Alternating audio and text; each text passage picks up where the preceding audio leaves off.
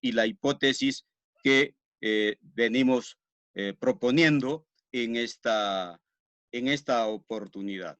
Me avisan, por favor, si se observa completa las imágenes.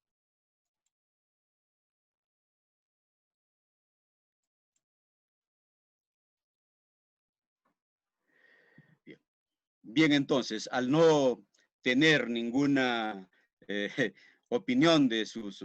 entonces empezamos. La construcción del conocimiento histórico contemporáneo de la región, a precisar el siguiente objetivo. Es un objetivo general que en el proceso iremos desintegrando y por la parte estratégica, metodológica de la conferencia, vamos a especificarlo de esta forma.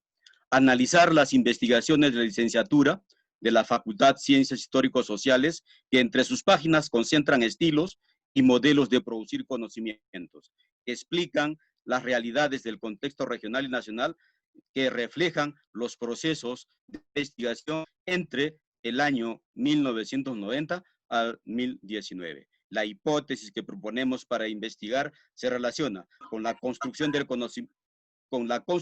conocimiento sistematizado que nos ayudará a explicar y a identificar los fenómenos académicos y cotidianos como problemas que ocupan a la ciencia como cuestión social en constante cambio y movimiento, considerando el tiempo presente y que establecerían diferencias tecnológicas al producir conocimientos vinculados a la solución de problemas reales y a las características que valida el conocimiento registrado en las fuentes por el manejo técnico en la redacción a referirse al titulado o titulando, al asesor, hasta los evaluadores. Entonces, nuestras fuentes de trabajo, nuestras fuentes de investigación son aquellas tesis que han sido sustentadas y que están en el centro de documentación, en la biblioteca de la facultad. Las tesis de historia, de antropología y las tesis de sociología. Son entonces nuestras fuentes para trabajar la temática que proponemos el día de hoy. En resumen, podemos decir que son 185 tesis de sociología, 165 de historia y 120 tesis de antropología, sustentadas entre 1990 y el 2019. En ese sentido, entonces, diremos que las investigaciones tienen un propósito de mostrar las convergencias o separaciones entre la ciencia y la tecnología.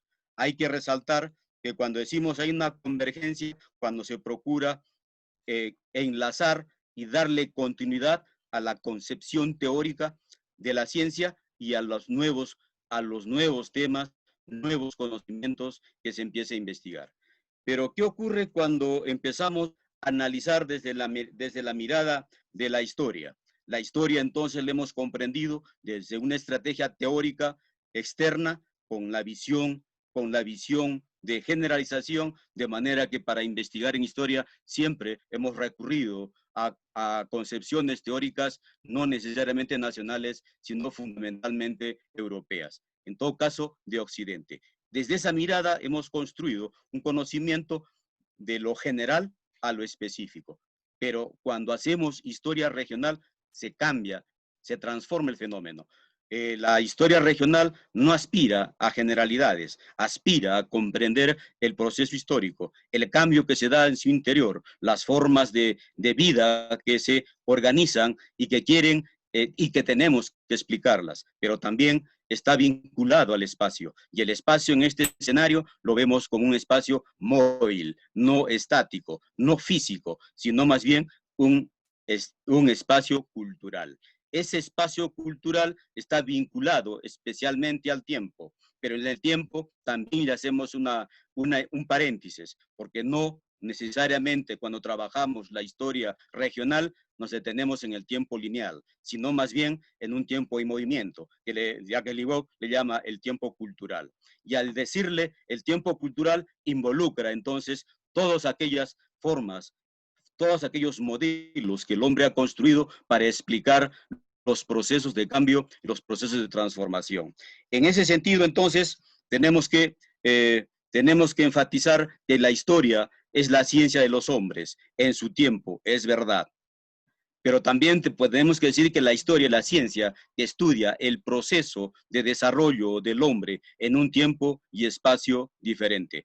Acá viene la consistencia y la exigencia de estudiar los procesos de construcción del conocimiento, porque encontramos diferencias muy fuertes.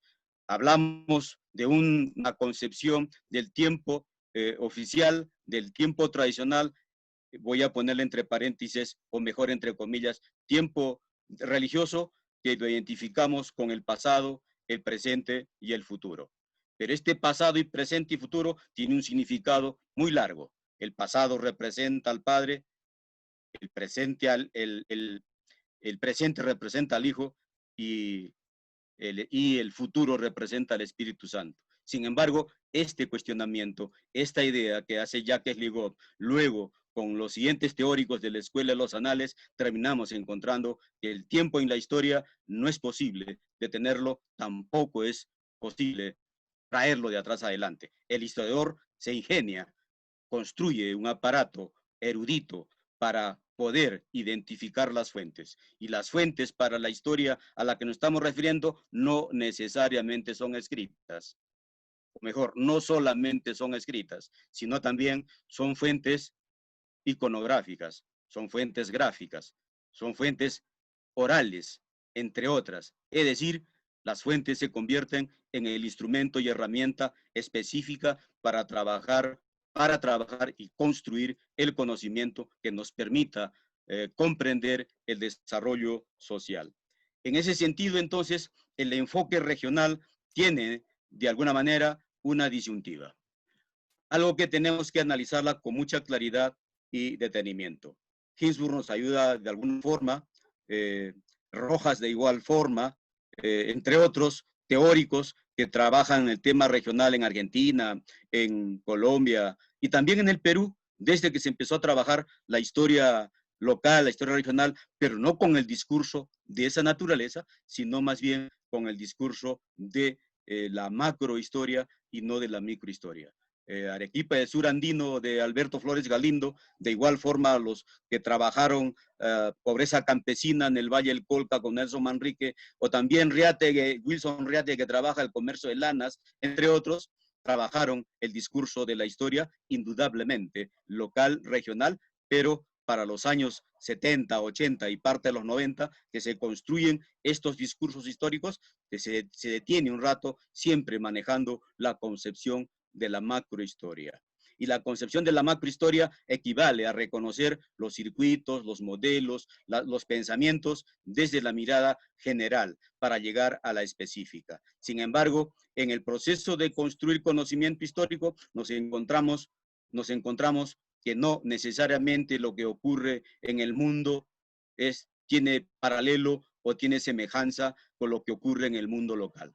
Por tanto, la concepción acá va girando en otro estilo, en otro modelo. Ya no es de lo general a lo específico, sino más bien de lo específico para comprender los procesos de desarrollo específicos que aspiran a ser generales, puede ser en el tiempo. Pero por hoy, por esta etapa de construcción de la historia regional, tranquilamente estamos observando que necesitamos conocer lo local para comprender los desarrollos, para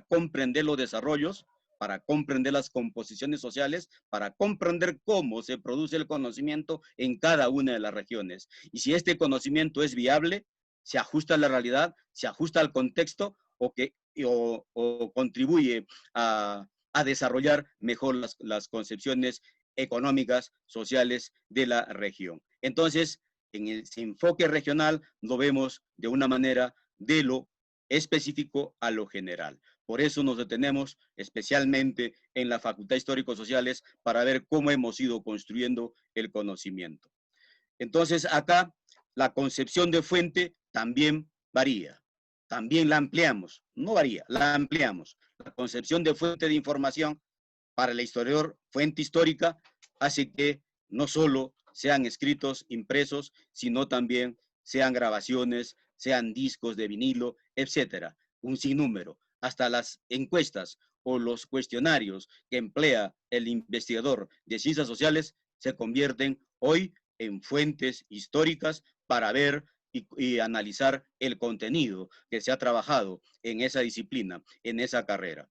Entonces, las fuentes en nuestra mirada de la historia regional son móviles, son rápidas, no son estáticas. El concepto se amplía, involucra a todo aquello que evidencia la presencia del hombre, a todos aquellos materiales que ha ido produciendo el hombre en el mundo académico en este contexto. Es decir, entre las fuentes entonces para recuperarlas y utilizarlas y explicar la construcción del conocimiento, hay exigencias sociales, hay exigencias investigativas en las ciencias sociales, especialmente en las ciencias sociales, y que luego pasaremos a las ciencias biológicas o a las ciencias naturales, que involucran las ingenierías. Es indispensable, por tanto, que cada institución organice sus centros de documentación, sus archivos, sus bases de datos, para que luego los investigadores tengamos acceso, los utilicemos y ayude a comprender el desarrollo. Toda la información que se ha producido durante el siglo XX y sobre todo a finales del siglo XX, más de una información escrita, más de una información iconográfica, más de una información digital, no está dentro de las políticas de conservación de la información, dentro de las políticas de conservación del patrimonio lingüístico, del patrimonio escrito, del patrimonio representado o esquematizado. Entonces, al no estar, como que las investigaciones de las ciencias sociales se quedaron atrás. Y al no estar presentes los archivos, los de ciencias naturales y ciencias médicas, también se quedan cortos, porque el archivo del hospital, el archivo de la Facultad de Medicina o de Enfermería o de la facultad que involucra a las biomédicas, tampoco los tienen organizados. Ni en la escuela, ni en la universidad pública, me atrevo a decirlo así, y tampoco en la privada. De manera que pensamos que las fuentes solo las vamos a encontrar en las bibliotecas o en los archivos históricos. No, ahora les encontramos las fuentes en las instituciones. En este caso, las fuentes que utilizamos las encontramos en la Facultad Históricos Sociales, en su centro de documentación y biblioteca. Pero también hay otras en el medio, donde nos permite comprender y analizar los contenidos a su interior que estaremos analizando detenidamente. Por otro lado, es necesario también identificar que en esas fuentes hay una representación metodológica. Esa representación metodológica tenemos que aprender a hacer la lectura. Y al hacer lectura de esa representación metodológica equivale a decir cuál es el objeto de estudio, qué estrategias ha utilizado para recolectar los datos, qué estrategias ha utilizado para sistematizar la información y finalmente presentar la investigación, que será motivo de graduación. Esto entonces nos ayuda, entre las estrategias metodológicas, más de una tesis está involucrada dentro de la concepción causal. Así como también dentro del marco de la historia, también hay investigaciones de tesis de grado desde la tendencia causal. Es decir, tratando de encontrar la causa, tratando de encontrar la consecuencia. Y cuando observamos en la historia regional, entonces un poco, en la investigación regional, un poco que nos preocupa y que nos hace reflexionar con más detenimiento, porque no necesariamente todos los objetos de estudio son causales. Son objetos de estudio que pueden tener una continuidad de 10, de 20, de 30, de 100, de 200 años. Son objetos de estudio que pueden tener continuidad de más de 200 años. Pero también son objetos de estudio que pueden ser de coyuntura, pero por ser de coyuntura no necesariamente voy a tener que explicar el tema causal, la causa del problema y la consecuencia del problema, sino más bien tendremos que estudiar los procesos de cambio, de transformación. Y los procesos de cambio y transformación no los medimos por variables, sino más bien los medimos, los controlamos con categorías. Acá hay una diferencia metodológica. Las disciplinas científicas que se empiezan a implementar en las universidades después de 1946, en el caso de San Agustín, se implementan 5 facultades Y entonces acá el proceso de investigación tiene una etapa especial, porque la teorización, las dimensiones metodológicas como que pasan por la descripción, como que pasan por la estrategia de investigaciones monográficas, hasta que en los años 45, 50 cambia la concepción y ya se organiza el conocimiento metodológico. Aquí encontramos uno de los, uno de los teóricos de la filosofía para América Latina, lo pongo como referente, no es el único, pero es el que más se ha influenciado en la construcción metodológica, es Mario Bunge, La ciencia, su método y su filosofía. Hay otro documento que publica también Mario Bunge, la epistemología de la ciencia. Y son dos documentos que de alguna forma tienen consistencia, porque busca desde su visión las causas del problema. Lo que, lo que deja a Mario Bunge muy entre líneas es que la clasificación de las ciencias. Y al hacer esa clasificación de las ciencias, más de una ciencia la deja sin escenario.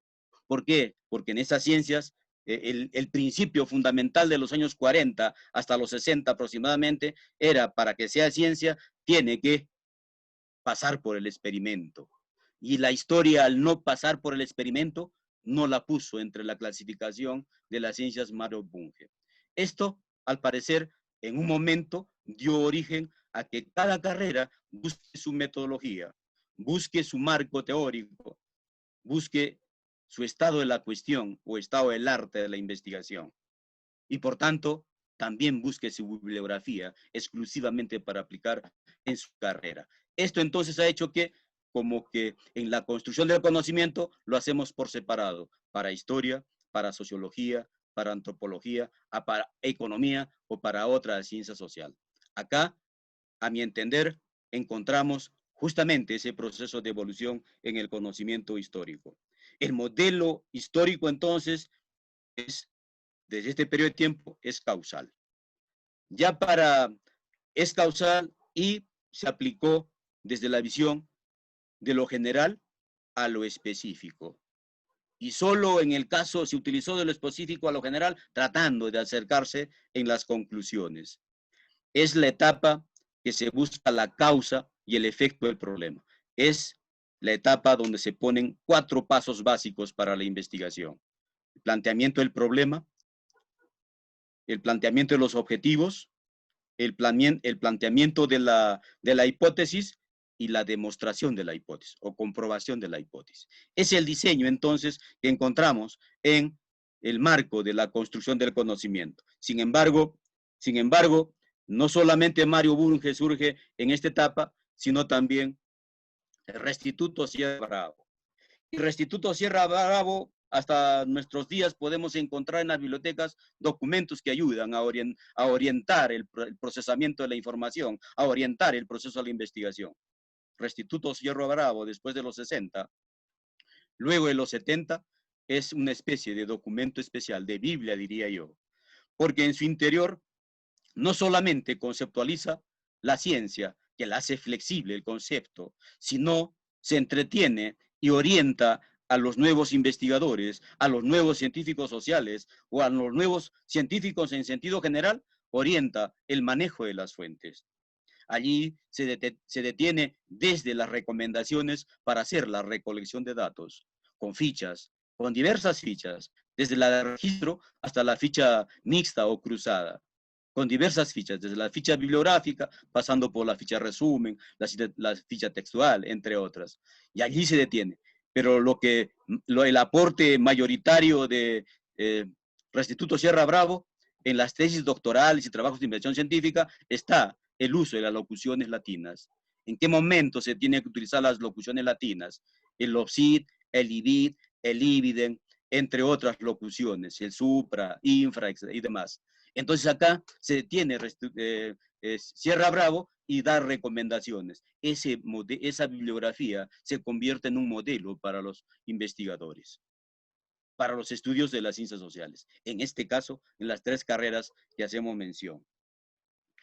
Sin embargo, también esta propuesta de Restituto Sierra Bravo está acompañado de otros documentos que circulan en el medio.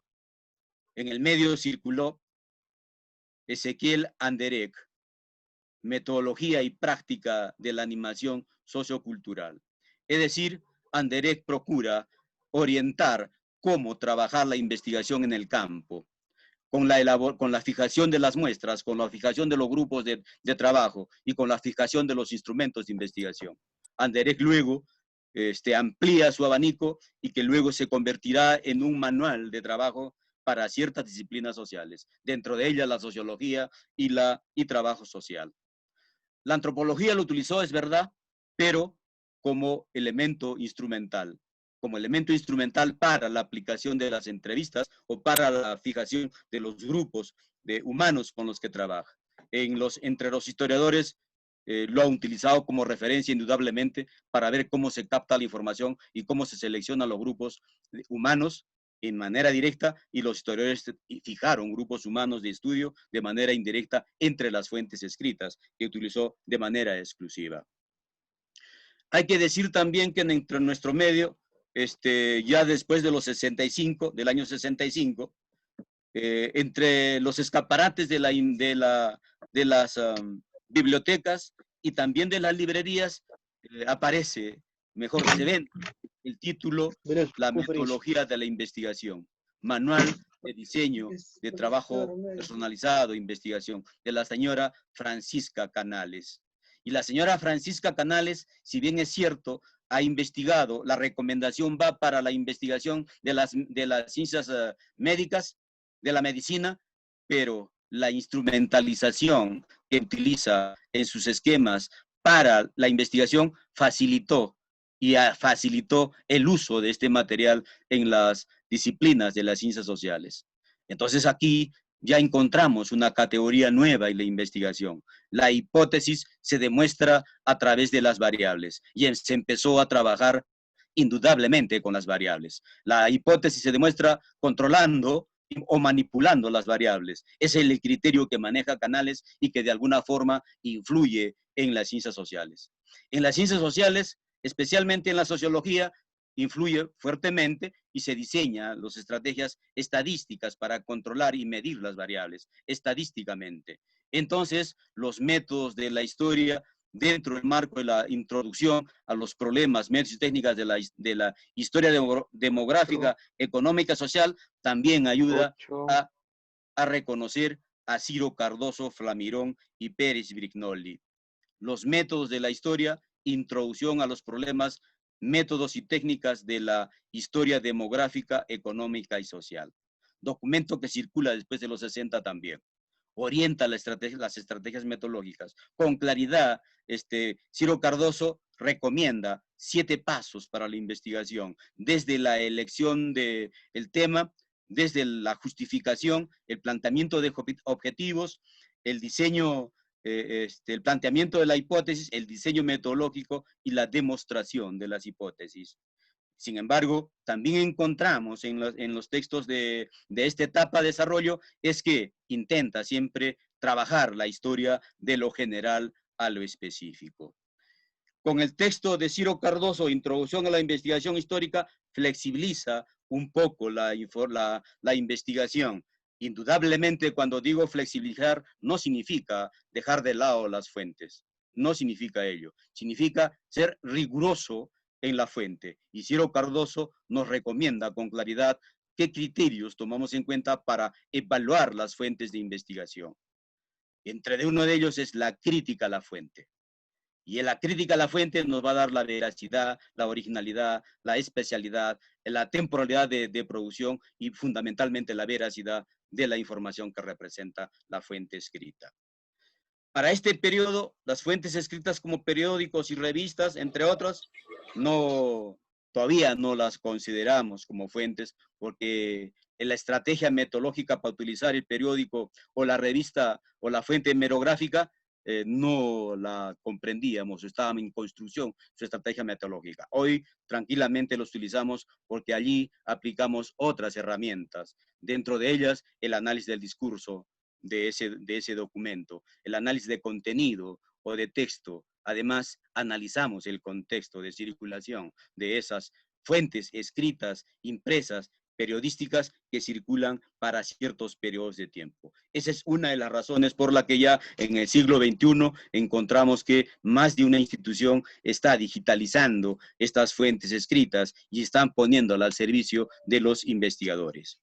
Adelaida Plasencia Moro, Metodología de la Investigación Histórica, la publica este documento después del año 85 y aquí ya Adelaida Plasencia Moro nos hace recomendaciones para utilizar las fuentes y hace una nueva catalogación, hace una nueva clasificación, en todo caso, de las fuentes, no solamente escritas, sino también las fuentes monumentales, las fuentes iconográficas y que nos ayudó de alguna forma a construir el pensamiento de la historia local y regional. Es la etapa de los 80 donde se van renovando los objetos de estudio, se van renovando las metodologías lentamente y también se van organizando nuevos archivos.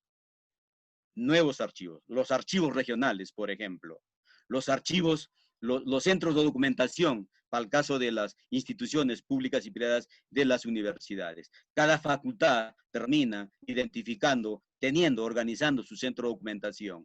En el caso de San Agustín, todas las facultades tienen su centro de documentación que lo han convertido en biblioteca o que lo quieren convertir también en centros de investigación y que parece muy bien, porque no se pueden quedar las universidades sin la historia de su institución. Es una tarea de los historiadores a nivel nacional y especialmente la de San Agustín, tratar de organizar el archivo histórico de la universidad y los archivos históricos de cada una de las facultades. No nos olvidemos que las facultades se organizan por ley desde 1946, que por los procesos de cambio político acá al interior han tomado una serie de virajes. Esa documentación entonces ya tiene más de 50 años, más de 30 años, diría yo, en el caso de desde la ley de 1984, entonces es exigencia de la sociedad, de los investigadores, organizar los archivos para producir un conocimiento consistente, equivalente al desarrollo de las sociedades regionales. Entonces, este es el aporte y giro que da Adelaida Plasencia Moro. Pero también Adelaida Plasencia Moro luego amplía la investigación porque no se queda solamente como historiadora, sino más bien para que las estrategias metodológicas de los historiadores puedan ser aplicadas o utilizadas en otras carreras. Por eso involucra a García Álvarez, a Óscar Zanatti, entre otros. Eso ha ayudado entonces a despertar modelos de construir el conocimiento, modelos de pensar y de modelos, dicho sea de paso, de escribir. En el momento de escribir, no dejamos de lado las recomendaciones de la gramática, las recomendaciones desde Fernández Saussure, que había analizado cómo utilizar las normas gramaticales para la investigación, social, para la investigación natural.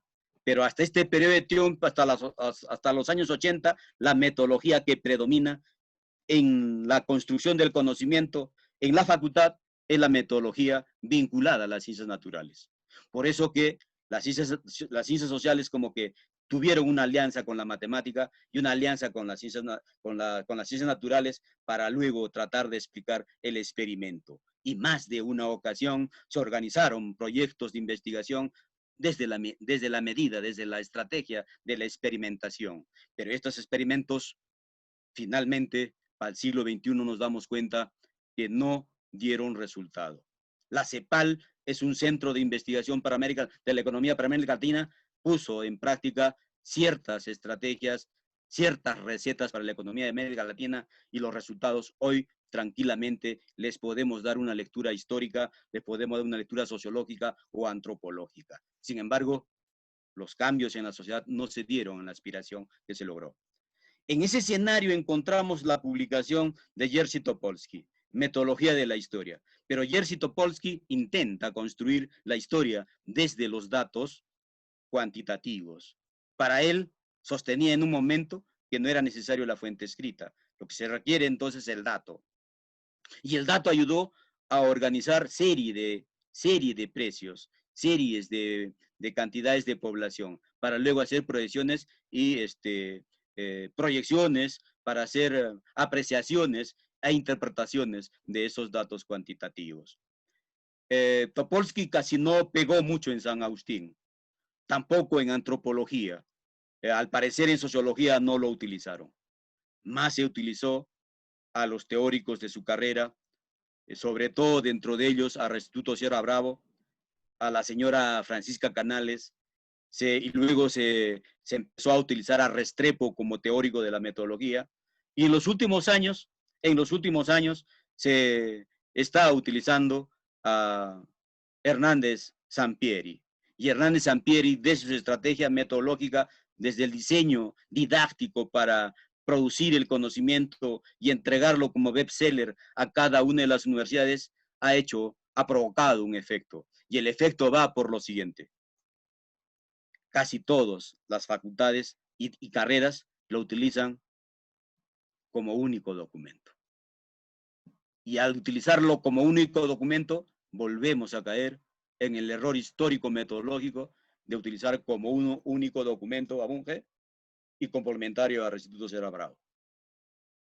Sin embargo, desde la historia local y regional, nos exigimos y exigimos también que no sea el único documento.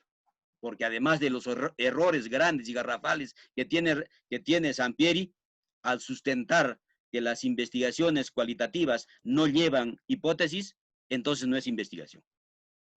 Al sustentar que la hipótesis se construye en el proceso de la investigación, esa es una subjetividad. Porque la investigación cualitativa no busca la causa ni el efecto, busca el proceso histórico, a comprender y explicar el proceso histórico. Y el proceso se estudia y se trabaja con categorías y con subcategorías, en tiempos cortos o en tiempos largos. ¿Listo? Entonces, acá viene una diferencia, la decimos con claridad. En alguna ocasión me tocó dictar el curso y puse mis puntos de vista sobre Sampieri, metodología de la investigación científica. Y más de un maestro se me puso dificultoso porque pensó que era el único documento que había. Pero luego empezamos a buscar otros materiales, Gadamer, Ricó, Paul Ricó, Restrepo, Martínez, entre otros. Entonces, recién pudimos observar que efectivamente la construcción del conocimiento en las ciencias sociales tiene un sinnúmero de fuentes, no es único. No es único. La fuente lo puedo utilizar como fuente o referente a Sampieri, sí, para rescatar la estrategia metodológica que recomienda para la investigación. Pero también a Topolsky, también a Canales, también a los otros que empiezan a aparecer hoy, Rojas, Rutzauto, entre otros investigadores que se han preocupado en las ciencias sociales y especialmente en la construcción del conocimiento.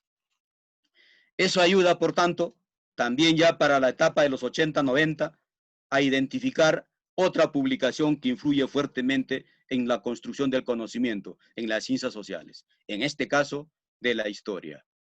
Julio Aróstegui. Historia vivida sobre la historia del presente.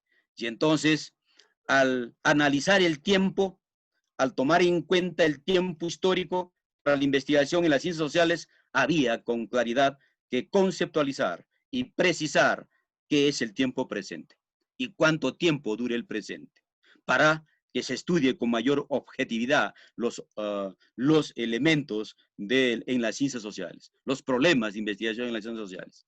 Entonces, la historia del tiempo presente nos da un horizonte, una habilidad.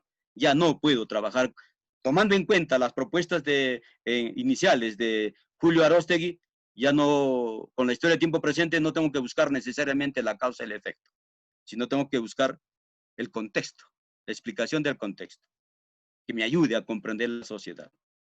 Y junto a ello, después publica su texto, La investigación histórica, teoría y método. Además, tiene sus seguidores Julio Aróstegui y dentro de ellos está Hugo Facio, quiero decir. y Hugo Facio publica La historia del tiempo presente, historiografía, problema y métodos, que lo publica indudablemente en la Universidad de los Andes, América Latina, de Colombia, quiero decir exactamente. Y ya con la historia del tiempo presente,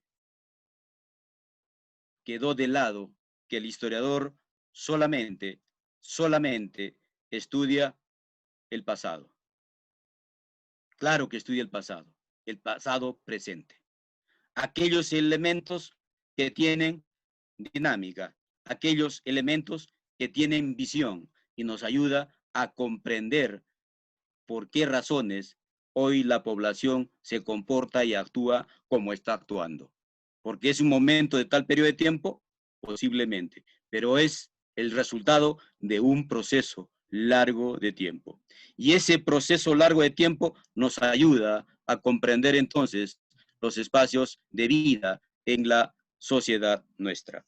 Otro documento que intentamos conocer y explicar es a raíz del material bibliográfico que nos presenta Renzo Ramírez Vaca, Introducción teórica y práctica a la investigación histórica, guía para historiar en las ciencias sociales, Colombia, publicado en Colombia. Y junto a Renzo Ramírez, Hernández Venegas Delgado, Metodología de la investigación histórica regional y local. Esto entonces nos ayuda a considerar que la historia regional tiene formas, metodologías específicas para tratar de explicar la parte interna, la parte contextual, la producción del conocimiento desde la medida de las dimensiones sociales. ¿Listo? Esto queremos decir entonces que decirles en esta primera parte, gracias por haberme escuchado en esta primera parte y en una segunda parte, con las preguntas que ustedes hagan, les permita decir y les permita explicar también el número, la temática que se ha desarrollado en la Facultad Histórico-Sociales y la temática que se desarrolla como ejes de investigación en nuestra facultad. Muy amables. Muchas gracias por su atención. Vamos a pasar a las preguntas. Pueden ir dejándolas en el chat.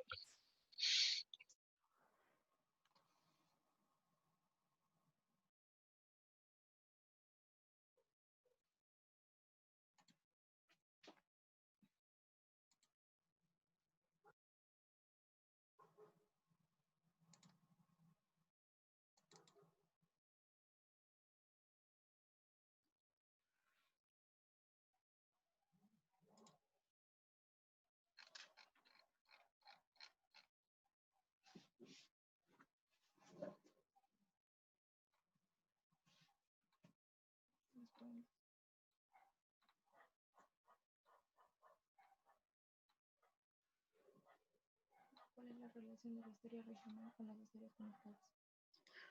La pregunta es, ¿cuál es la relación de la historia regional y las historias conectadas? Acá es necesario conceptualizar lo que vincula la conectividad.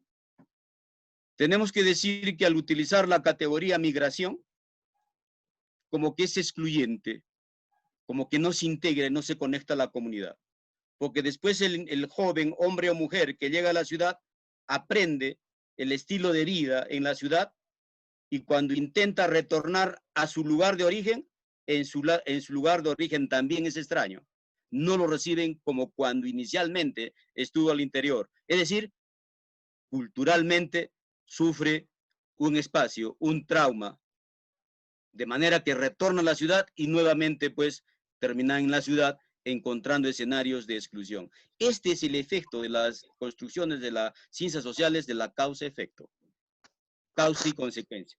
La causa que se promueve, entre comillas, la migración, la pobreza. ¿Pero cuál pobreza? Preguntamos. Al comienzo sustentamos que era la pobreza material, pero nos damos cuenta que no era la pobreza material necesariamente, sino más bien la pobreza, yo diría, mental, porque no logramos desde la urbanidad a comprender cuáles son los elementos de desarrollo en esa localidad. Los excluimos. Desde que el profesor va a enseñar al lugar, vende la idea, vende el pensamiento de que la ciudad es mejor. De manera que el chico que aprendió en esa escuela, aprende en la escuela en castellano para migrar a la ciudad. Y cuando llega a la ciudad, termina excluido. Esta es una dinámica que la podemos analizar en esa medida. Por otro lado, Flor Cornejo nos dice, ¿cómo entender el tiempo presente en la historia regional? La pregunta es, ¿cuánto tiempo dura el presente? Sin ser metafísicos, no tiene número de años. Los microsegundos que empecé a dictar ya es pasado.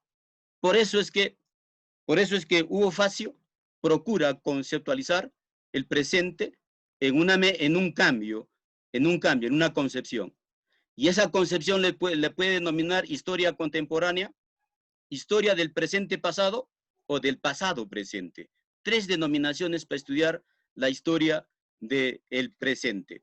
Y la historia del presente, entonces, analizamos con las fuentes que están a nuestra temporalidad, con las fuentes que tenemos a nuestra mano. La fuente que ha trabajado el pintor, el músico, el escritor, la fuente que ha trabajado el mismo estudioso de la sociología, el de la antropología, se convierte en fuente y nos ayuda a comprender el presente. Pero también la pregunta va relacionada a si está el acto, el fenómeno social continúa, ¿cómo hacemos? ¿La concluimos la investigación? Claro, le hacemos un corte temporal. Intencionalmente le puse la temporalidad de estudio a esta temática, 2019, porque hasta ahí llegamos a trabajar con la temática. Después del 2019 seguramente van a salir un sinnúmero de investigaciones en ese lado. En este tiempo presente también equivale a reconocer las reglas universales que ayudan a construir un conocimiento sistematizado. Y al ayudar a construir un conocimiento sistematizado, ayuda a comprender el proceso de desarrollo. ¿Qué significa? Significa que la recomendación que hace APA como regla universal para utilizar, sí es utilizable. Para el caso del historiador es mucho más viable trabajar con locuciones latinas y con notas a pie de página. Con notas a pie de página puedo hacer lectura comprensiva, con velocidad, con rapidez. Además, identifico la fuente rápido, el número de página y, si es que hay un comentario, para que complemente la lectura. Pero cuando la ponen a final de capítulo, no va. Estudiar la historia regional del tiempo presente equivale no decir que ponga solamente los libros de última generación, y 17 o 20, no más. Oiga, tranquilos, eso no es investigación científica. Genera opinión diversa, encontrada en todo caso entre los teóricos. La pregunta me decía también si la historia regional es democrática. Indudablemente, no se dedica exclusivamente a trabajar una historia de las élites. Las integra las élites. Las élites locales y regionales no son islas. Han logrado construir poder, verdad, local y regional, poder político, poder económico, pero ese poder no se comprende sin los actores sociales del desarrollo, que participan en la fábrica, que participan en la industria, que participan en la dinámica comercial o financiera. No se puede comprender. La historia que aprendimos hasta los años 80, justamente era eso. Por eso es que quienes estudiaron la nueva historia con ese discurso, dio un vuelco total porque pusieron al escenario nuevos objetos de estudio, nuevos elementos de estudio. Dentro de ellos, por ejemplo, los artesanos, los mineros, los hacendados, entre otros. Eric Ramos nos dice qué rol juega el uso de la memoria colectiva en la construcción del conocimiento contemporáneo regional. Indudablemente que la historia, la memoria colectiva se convierte en herramienta, en material para trabajar la historia local y regional. No podemos dejarle de lado a la memoria, indudablemente. Y esa memoria la vamos a encontrar registrada en la oralidad, registrada en los diarios personales, registrada en ciertos documentos de opinión, y ayuda entonces a considerar esos elementos. Entre las otras preguntas, Me dicen, ¿y qué investigaciones se han organizado en la Facultad Histórico-Sociales y qué pasos deberíamos seguir para armar una investigación al entorno de la historia contemporánea? Voy a empezar por lo primero. El primer paso es ver nuestro contexto. Si queremos investigar, es nuestro contexto el que vamos a investigar. Particularmente yo recomiendo en dónde trabajas, qué haces, qué te gusta, qué no te gusta. Y cuando a mí se me gusta esto, yo quisiera hacer esto, entonces le digo, busca información sobre lo que te gusta y ve si quisieras investigar ese tema. Y terminan diciéndome, efectivamente, profesor, eso es lo que me gusta, eso que haces, eso investiga. Entonces, lo primero que examino es el contexto, para luego determinar el problema de investigación. Y cuando termino el problema de investigación, le doy un título, un rótulo. Ese rótulo tiene criterios básicos para poder decir en qué momento está bien formulado el título de la investigación, para luego pasar a la etapa de la descripción del problema, segundo paso. Una vez que describo el problema, planteo interrogantes. En la etapa de pregrado, planteamos interrogantes. Recomendamos que planteemos interrogantes. En posgrado, no necesariamente planteo interrogantes, sino por el contrario, hágala implícita la interrogante, el problema, y póngale una propuesta de solución. Y esa propuesta de solución sería la hipótesis. Entonces, recomendamos que se planteen interrogantes, luego los objetivos, la justificación, el marco teórico o estado de la cuestión, también lo mencionamos, o estado del arte, la hipótesis, el diseño metodológico y finalmente los presupuestos, la parte administrativa y la bibliografía. Entonces me dice uno de sus compañeros, me dice, ¿qué fuentes actuales podemos consultar? ¿En dónde podemos encontrarlas para poder tener un trabajo contemporáneo de la historia de Arequipa? ¿Qué fuentes podemos encontrar? ¿Para qué tema? Si es que es para el tema económico, encontramos un sinnúmero de bases de datos en empresas, en diarios, en periódicos especializados del tema económico. Pero si queremos trabajar el conflicto interno, el conflicto social, o mejor, las composiciones sociales en nuestro medio, allí encontramos las fuentes específicas. Una situación entonces nos ayuda a organizar el conocimiento en ese sentido. Periódicos, revistas, encuentros, opinión. Es decir, se abre el abanico de la investigación. Ya no es solamente será un documento, no solamente será el contrato escrito, también la opinión, también la antelación, el anteproyecto, son documentos. Por eso que decíamos nosotros, ¿dónde podemos encontrar las fuentes? En los repositorios de concentración de información. Pero también hay instituciones que se han encargado de destruir las fuentes. Para trabajar historia de la educación, el archivo no está habilitado. Para trabajar historia de la agricultura, los archivos históricos contemporáneos no están habilitados. Entonces, tenemos que encontrar la fuente justamente en el agricultor, en el ganadero, y tiene allí sus datos, los resúmenes que tiene de entrega de leche, los resúmenes que entrega después de hacer las cosechas, etc. Esos datos entonces nos ayudan a flexibilizar, a orientar e identificar toda la información para la investigación histórica. ¿Bajo qué situación podrán usar los términos dados por Topolsky? Topolsky, en su momento de los 80, orienta al trabajo de la historia serial a partir de lista de precios y lista de datos para estudios demográficos. Allí apoya. Pero luego, de alguna forma, los aportes que da el INI para estudios de población y hacer proyecciones es útil. Y entonces aquí, todo documento que estemos en nuestro medio y lo encontramos como dato para estudiar la historia regional, nos ayuda entonces a construir una flexibilidad, una dimensión equitativa, democrática fundamentalmente. Y cuando digo democrática, no excluyo, incluyo y busco los elementos que se sujetan a la verdad, a la veracidad. Tampoco vamos a entrar a las emociones. Mejor estudiamos también, o mejor hacemos la historia de las emociones, o la sociología de las emociones, para ver los comportamientos y estructuras de pensamiento de la sociedad, que también es motivo de investigación regional. Hay muchas emociones encontradas hoy y hay muchas emociones alegres y preocupadas por esta etapa de la pandemia. Y entonces estos datos tenemos que irlos registrando, armar nuestra base de datos. Una de las estrategias metodológicas del investigador regional de las diversas disciplinas y especialmente del historiador es que tienes que crear tus fuentes.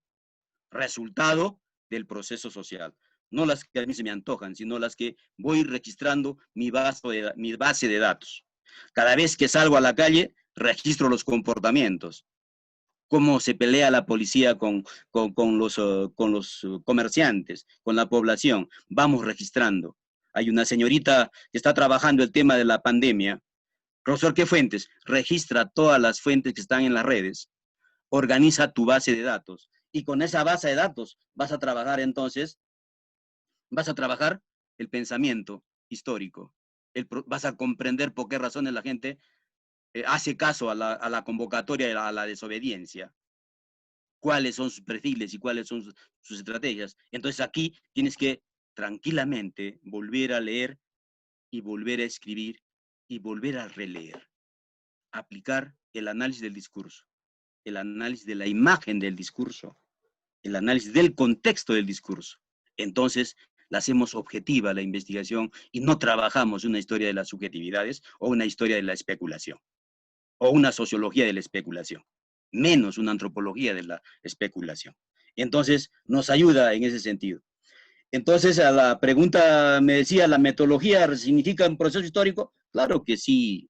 Necesitamos trabajar la historia de la metodología, de la enseñanza, la historia de metodología del aprendizaje, la historia de la metodología de lo que intento trabajar, la producción del conocimiento, lo que estoy trabajando.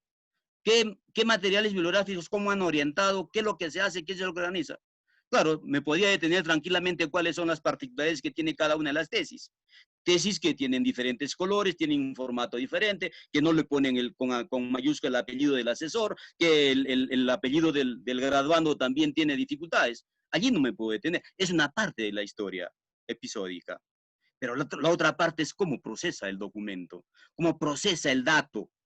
Se aplica el SPS, cómo hace la interpretación, o vuelve a repetir el resultado cuantitativo solo con palabras. Entonces allí no estaríamos analizando con mucha profundidad el tema de la investigación, de la metodología del proceso de investigación.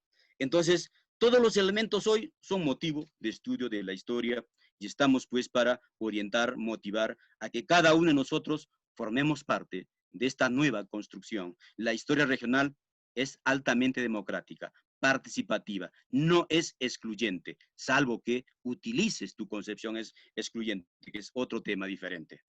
Es otro tema diferente. La historia regional es parte de lo específico intentando a lo general. Y lo específico lo construimos nosotros, cada uno de nosotros. Cada uno de ustedes construye lo específico. Entonces, la investigación con fuentes orales, la historia regional se alimenta. Su fortalece la fuente escrita, la fuente oral, las fuentes iconográficas y fundamentalmente las representaciones. ¿Listo? Entonces aquí, ¿cómo podemos promover este tipo de investigación?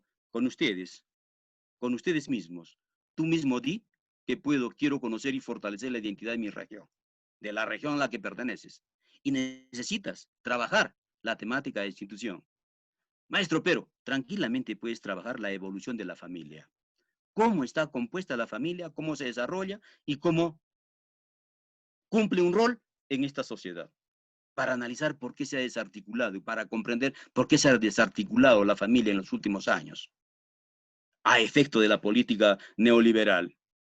Y entonces acá, en todo caso acá, nos ayuda a comprender la historia de las danzas, de la música, la historia del cine. Me encantó ser partícipe de jurado de una tesis de un muchacho de historia. El cine silente en Arequipa.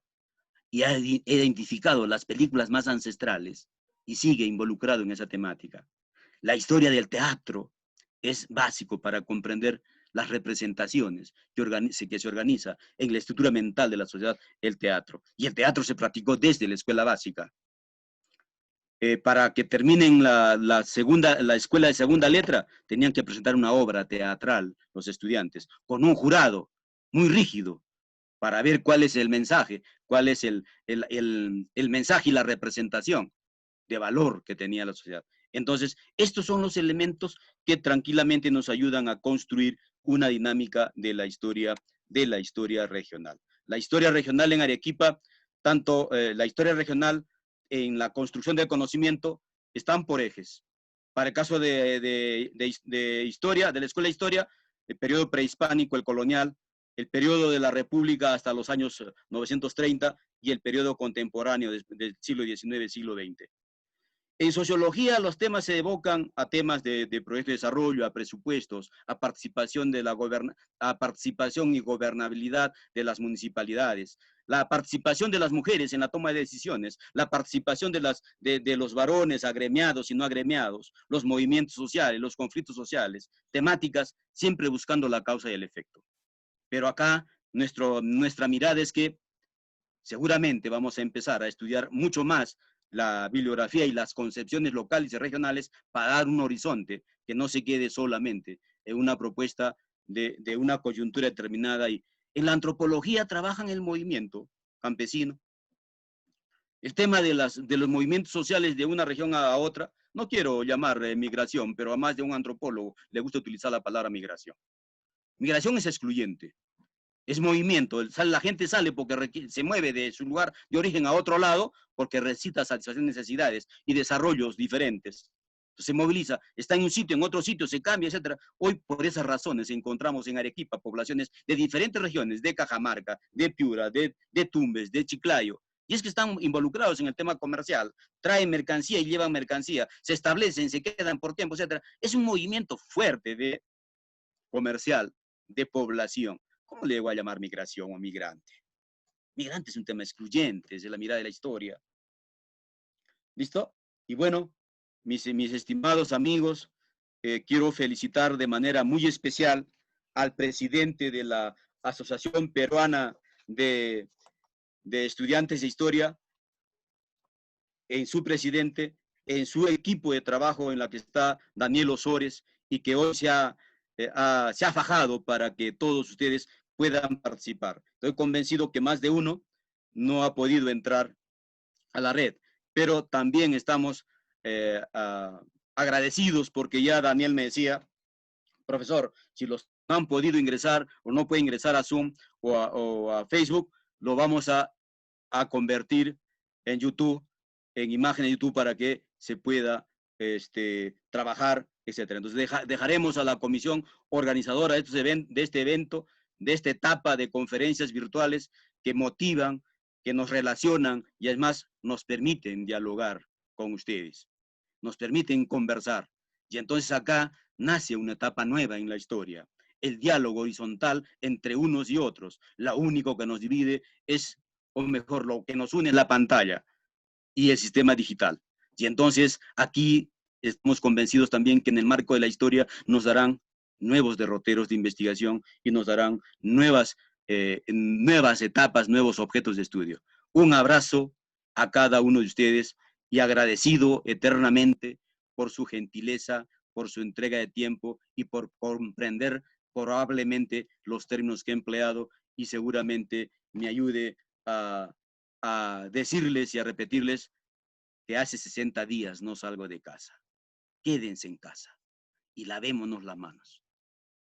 Ese discurso de que el niño salga a jugar no va a dar resultado. Tranquilo, hay momentos de buscar las formas de desobediencia y nosotros como historiadores, como estudiosos de las ciencias sociales, construimos, fortalecemos las identidades, ayudamos a que se fortalezcan las identidades, construimos identidad cultural. Esa es nuestra meta y los contagio y les digo, estemos de manera permanente en estos eventos. Estaremos comunicándoles de manera oportuna y felicitarlos nuevamente a la comisión organizadora de la Asociación Peruana de Estudiantes de Historia. Muchas gracias, muy amables. Un fuerte abrazo y un apretón de manos. y además resaltar un feliz aniversario de la Escuela Profesional de Historia. Hoy, 18 de mayo, cumple 74 años. Felicidades a todos los que están en este escenario y a todos los estudiantes y profesores que están participando en esta conferencia virtual. Muy amables, muchas gracias. Hasta pronto.